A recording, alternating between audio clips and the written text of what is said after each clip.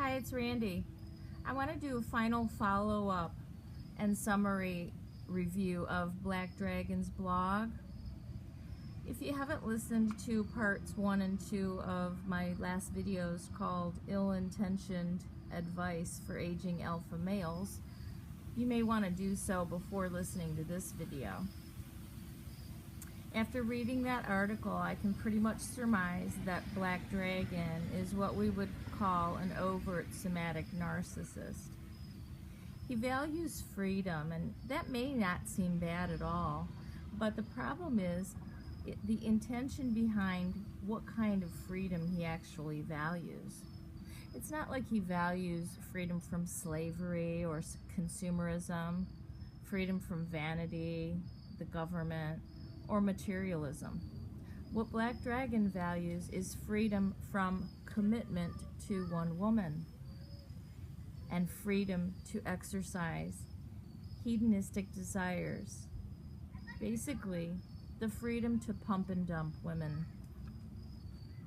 He also rates sex as a very high value, one of the highest priorities in life.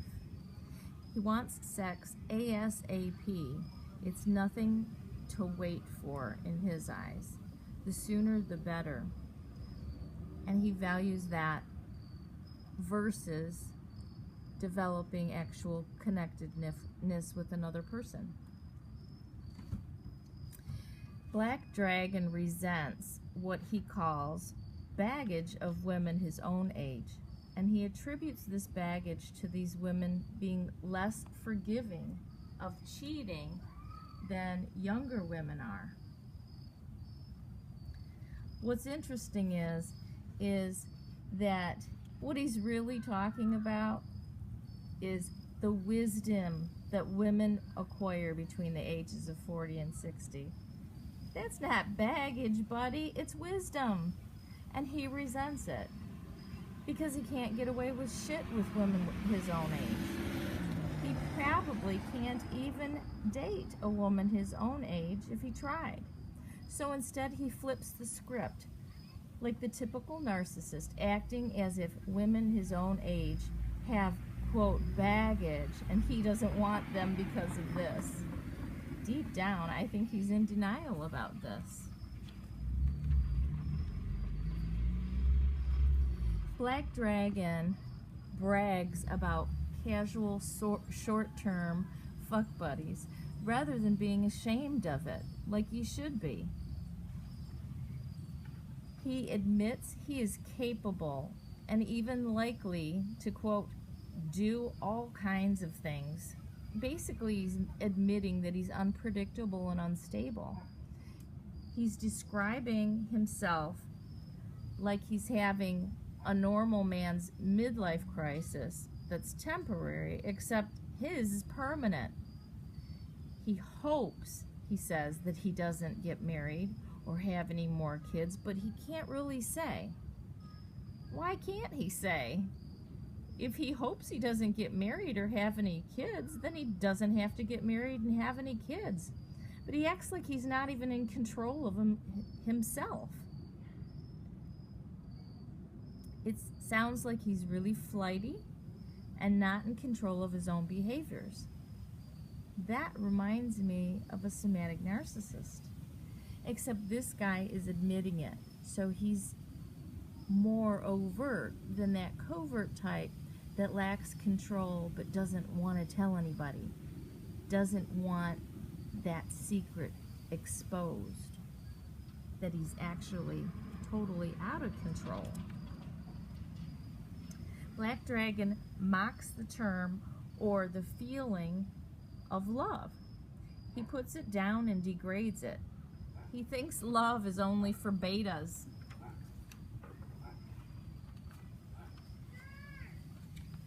He predicts with pride that he will grow older, rotating fuck buddies every few months. He admires guys like Hugh Hefner and Charlie Sheen. Now, Hugh Hefner and Charlie Sheen are a couple of the most disgusting beings that I could even think of. the worst example for a man. And this is who this guy admires, puts them on a pedestal. Black Dragon thinks that wives encourage their husbands to be unhealthy and to look bad in order to fight off competing women.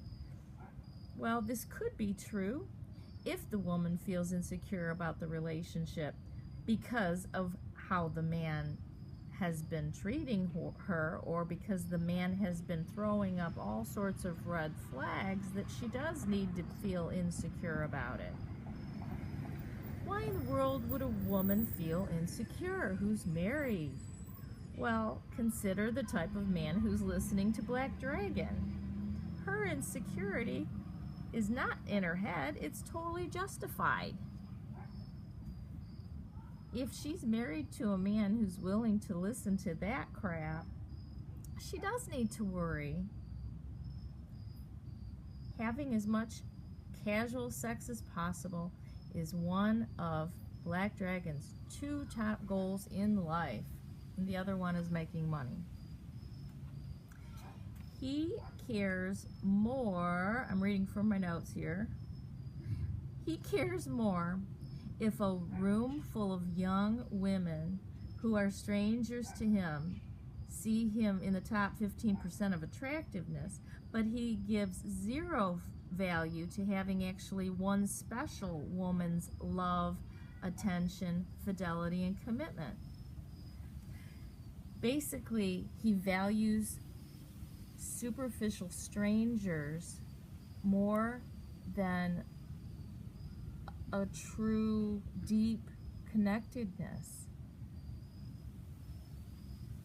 He completely disregards that the love of one woman tops admiration from any amount of strangers. Black Dragon teaches that the woman's age is directly correlated with her total value as a person. So for him, the younger the better, and he doesn't even mention beauty, intelligence, humor, self-sufficiency, compatibility, mental stability. Mentions none of that. It's all about the age. He never acknowledges that although the women that he's trying to get to sleep with him are just barely of legal consent, that the older person in that scenario is clearly taking advantage of the younger one. So he totally ignores the dynamic where he's kind of encouraging, not kind of, but he is encouraging the older man to actually go for the youngest woman possible, regardless of the other attributes. And he totally blows past the fact that that older person is indeed taking advantage of the younger one. Now, that can flip on that man, and we know when that happens. I mean, I know I jump for joy. I don't know about you, but that's the best thing that can happen, to show a guy what an ignoramus he was. My last thing is, I just wanted to comment as a side note that I personally wouldn't want a man who just settled for me just because he couldn't get anyone younger. I want a man who actually could be fuck buddies with many younger women, but he isn't, and he doesn't because he doesn't want to, because he chooses me, and he's happy and content with that choice. So if that man exists, please introduce me. I don't want somebody who's always looking for the next younger thing, because that will always be the case. There's women turning 18 years old every single day. And if that's what you're looking for, you're going to be able to find it very easily at varying levels of damage. So I would not want someone like that, and according to Black Dragon, all alphas are like that. So I don't know, let me know what you think in the comments below.